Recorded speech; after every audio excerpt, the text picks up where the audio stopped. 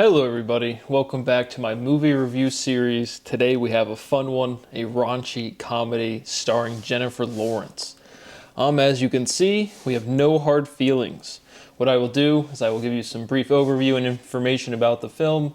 After I give you the brief overview, some insights, some thoughts, some impressions, I will give it a grade, A being well done, B being entertaining, C being no real opinion, D being off-putting, F meaning I turned off the video or left the theater.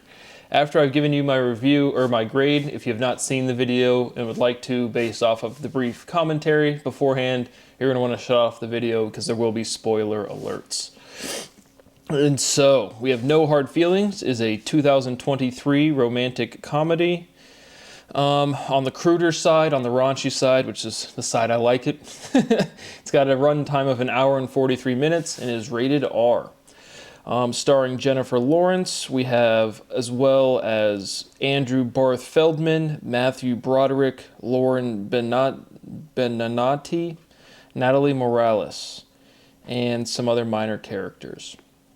And so, Google says, No Hard Feelings is an R-rated comedy film starring Jennifer Lawrence as a desperate woman hired by a wealthy couple to date their introverted 19-year-old son, Andrew Barth Feldman, before he goes out to college in an attempt to bring him out of his shell. The film, directed by Gene Stupnitsky, was released in the U.S. on June 23, 2003, and follows Lawrence's character as she tries to help the awkward teen, all while facing the threat of losing her childhood home. And so, overall, what I thought, again, a lot of these kind of predictable. Again, to get in the A range to me, it just has to be something novel, make me think. I've seen a bunch of movies, just something that makes me go, This one, you get a lot of crude kind of setup. Again, from the overview, you kind of get that it's going to be another one of these raunchy, crude comedy, and then the characters are going to kind of open up and share their more personal, character traits, personality traits, and be a little more serious while maintaining the overall, crude type of tone. And so that was pretty predictable, and it did kind of pan out to be that way. The actual writing for the comedy, I thought was pretty good. Again, the raunchy, crude type of pun lines, presentation. Didn't overdo it. A lot of these type of movies where it's just like, it feels like you try to stuff in a one line every single time you can. Didn't really feel like that to me. And again, it was a good movie. I enjoyed it. And so overall, I think it was pretty cliche and predictable in terms of the more serious side of the movie. The actual comedy was pretty decent. The runtime was good. Fan of Jennifer Lawrence. You see some nudity. Always got to give a shout out to that. Major themes, dating the virgin, and she's 32 years old in this scene. I, Jennifer Lawrence, nominate myself as tribute. If you're still in this genre of taking virginities, I nominate myself as tribute. But overall, I'm going to give the movie a B+. Thought it was thoroughly entertaining, not quite up into the well done range, with the cliche of we're going to be a little more serious. So if you've not seen the video or not seen the movie, you're going to want to shut off the video now. There will be spoiler alerts. And so we open up, Jennifer Lawrence is a Uber driver and her car is getting impounded. So we immediately get into the kind of the dry comedy. Her characterization, she's giving off, she sleeps around, but the tow truck guy certainly had a relationship with Jennifer. And so her name in this movie is Maddie Barker. And so she's living at her mother's house. Her father had kind of left when she was a kid. You learn that later on in the movie. But she's just this Uber driver. She's inherited this house. It has this value. She's trying to keep up with property taxes, and she's behind. So her car's getting impounded. We have this dry interaction with our impounder guy. I don't forget what their names or title of their jobs are called. I think it's impounder. It doesn't matter.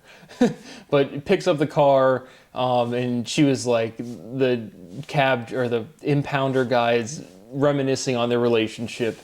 And she was like, oh yeah, we had a great time. We just grew to different places or whatever.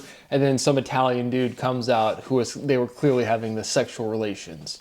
And so the tow truck driver is rather sad.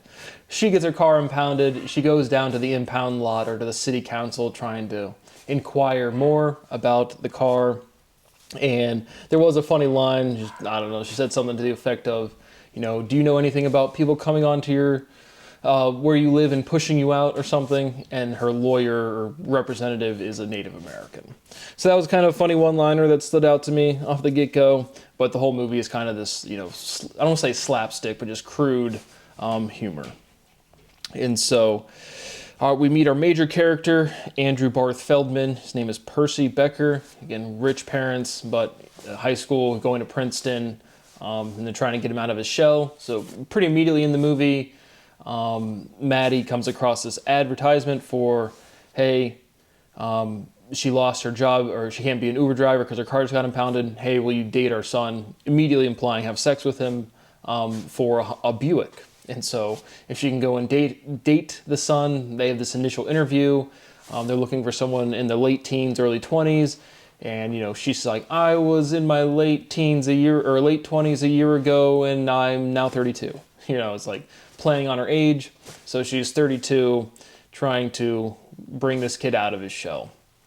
And so she goes to try to meet him. They make this arrangement outside of Percy knowing, and he works at a dog kennel and rehabilitation humanitarian society type of place. So she goes there, acts like she's trying to get a dog, dressing in a really tight dress, sexual innuendos everywhere, but basically can't get him, just trying to get him to leave the place and have sex with her. And so they leave the humanitarian society and they go to the beach. And so it all happens really quickly. I mean, it's a comedy movie. And so they go skinny dipping in the ocean, and this is when you get the nudity. But some people, they're originally at a bar. Maddie's ex-lover comes over from high school and he's reminiscing on high school. They leave this bar, they go to the beach, they go skinny dipping, some other people come out and take their clothes. Jennifer Lawrence comes out of the ocean naked, fights the people off, gets their clothes back, and then they go kind of have, they're gonna go do the sex, and then Percy has, you get some sort of rash or infection, and so they're kind of, Maddie puts ointment on his irritation, and they just kind of go and start bonding more on the serious type of tone. And so then Percy's like, we can do the sex tomorrow. And so they plan to hang out the next day, and they kind of go their separate ways. So you have some cutaway scenes where Maddie's with her friends, pretty major characters, Natalie Morales and Scott MacArthur. The Jim character is pretty, another one of these, again, stupid kind of characterizations, but it's just, all the characters are like that. I don't want to say stupid, but just, again, this crude, direct, deadpan type of humor. And so Maddie's talking with her friends about what she's going to do to get this Buick, blah, blah, blah, so on and so forth. And they're like, you're actually kind of dating this guy. And so Percy plans for him and Maddie to have effectively a prom night. They hang out throughout the day. They go shopping, go to different arcades, blah, blah, blah. And then they go out to dinner. And so they're out to dinner, they're talking. Percy gets impromptu stimulated to play the piano. And so he goes and plays the piano, does really well, impresses Maddie. And then this Asian girl comes over, and she's also going to Princeton. And so they kind of, bond. Hey, we're going to the same school, we're the same age. Who's this old chick? Meaning Maddie. Maddie kind of getting, a little kind of relationship development. But that whole plot development to me was, again, cliche and not super convincing. But regardless, that's what's happening. And from there, again, I'm going to miss some scenes. I don't remember the whole thing scene by scene. But regardless, the next day, Percy kind of tells his parents that he's no longer going to go to Princeton, and he's going to stay in town to be next to Maddie. And so, again, Maddie and Percy's parents know what's going on. Percy's completely oblivious at this point. And then after kind of a really minor fight with his parents, he goes in the car, and from automatic Bluetooth linking up with his cell phone, he hears his parents, or Maddie, basically asking, do I still get the car even though I haven't had sex with him? So now Percy knows the whole gig. And so he kind of sets them up. He invites Maddie over for brunch and his parents at the same time. And, the kind of, oh, you guys don't know each other? That type of scene. Percy and his friend go out and kind of like destroy the Buick that Maddie's supposed to get for having sex with him. And so the parents at this point are kind of like, you can have the car even though you haven't had sex with him. But Percy's like, well, aren't you supposed to have sex with me or something like that. And so then we have the big culmination scene. And he just like gets on top of her, one pump. And he's just like, whew, I'm all done. And so that's kind of the big, culmination scene for that exploration. But that kind of, resolves their relationship, I guess. She gets the car, even though it is damaged. And then again, you have some sort of like time lapse of 2 to 3 months throughout, because this is over a period of summer, modern day setting. And she's able to pay off her $22,000 for the property taxes. And you just kind of get this scene that, Percy's going to go to Princeton. And so she becomes, there's another scene with the initial, impounder guy. He comes back and drops off the car, the Buick that Maddie gets from Percy's parents. But regardless, kind of like the conclusion scene is they kind of decide to stay friends and that they are genuine friends, and they shared some, again, background about Maddie's dad never showing up, kind of like leaving her mom. Maddie was like the product of an affair. Her father already had a family and an affair with her mom. So again, some minor cliche developments there, but the final kind of scene resolution is Maddie is Percy's taxi driver or Uber driver to take him to college. And so they pretty much kind of like remain friends. And so that kind of resolves the whole movie.